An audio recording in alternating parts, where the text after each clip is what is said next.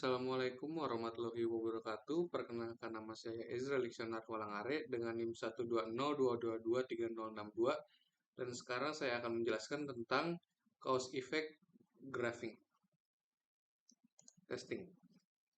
Jadi, apa sih itu cause effect graphing? Cause effect graphing itu adalah teknis sistematis dan terstruktur yang digunakan untuk merancang kasus uji untuk pengujian fungsional. Jadi, ini berfokus pada mengidentifikasi dan menguji hubungan sebab akibat antara berbagai masukan dan keluaran suatu sistem. Eh, masukan masukannya itu direpresentasikan sebagai penyebab dan keluaran direpresentasikan sebagai akibat. Cause effect graphing ini juga sering dibilang sebagai diagram tulang ikan. Lalu berikutnya ada konsep tentang cause effect graphing ini, yaitu inputnya itu sebagai penyebabnya, cause-nya. Jadi ini adalah kondisi atau nilai yang dimasukkan ke dalam program. Jadi, terus yang kedua ada output atau efeknya. Jadi itu adalah hasil yang dihasilkan program berdasarkan input yang diberikan. Jadi apa sih kelebihan dari cost effect graphing ini? Jadi yang pertama itu bisa meningkatkan efisiensi pengujian, yang kedua bisa meningkatkan cakupan pengujian, lalu mempermudah dokumentasi, lalu membantu memahami kompleksitas sistem, dan yang terakhir ada meningkatkan komunikasi antar tim. Jadi kalau ada kelebihan pasti ada kekurangan. Jadi kekurangan cost effect graphing ini yaitu yang pertama membutuhkan waktu dan usaha, lalu sulit untuk mengidentifikasi semua kemungkinan penyebab. Lalu berikutnya ada ketidakjelasan kriteria prioritas, dan yang terakhir ada ketergantungan pada keahlian tester karena berbeda-beda tester pasti hasil cost effect-nya bakal berbeda. Jadi selanjutnya ada contoh kasusnya itu penarikan uang tunai ATM. Nah, agar berhasil menarik uang tunai, beberapa kondisi kan harus dipenuhi. Salah satunya, beberapa contohnya itu ada pertama kartu ATM pelanggan harus valid, jadi aktif dan tidak terblokir. Kedua, PIN yang dimasukkan harus benar.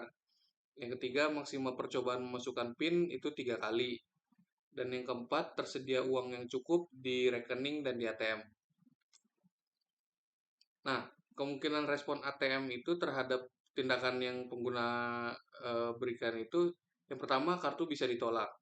Lalu kedua pengguna diminta memasukkan kembali PIN, ketiga kartu ATM disita, biasanya karena PIN-nya itu udah salah 3 kali.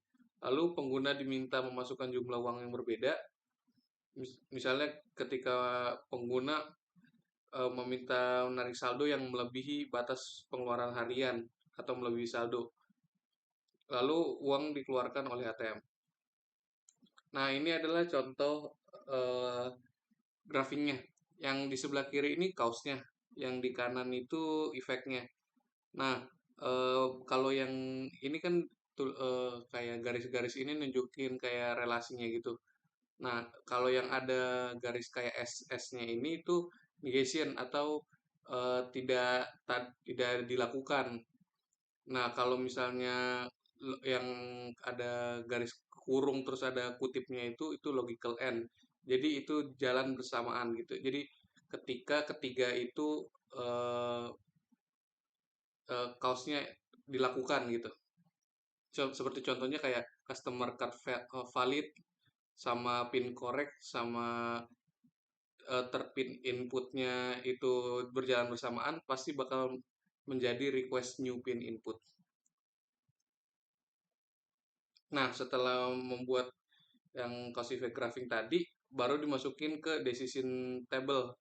Jadi kita test case lagi. Jadi di sini contohnya ada 5 test case.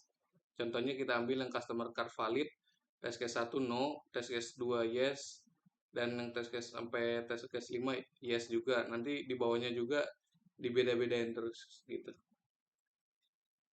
Sekian penjelasan saya tentang cause effect graphing. Terima kasih.